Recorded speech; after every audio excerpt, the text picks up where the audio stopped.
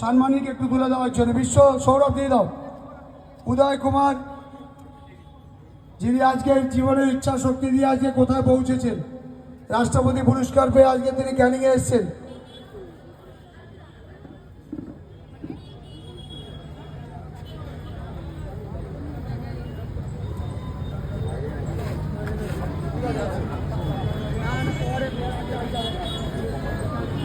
একটু সবাই মিলে একটু জোরে তালি দেবেন তার জন্যে, উদয় কুমারের জন্য। মাননীয় এসডিপিও সাহেব ওনাকে সম্মানিত করছেন।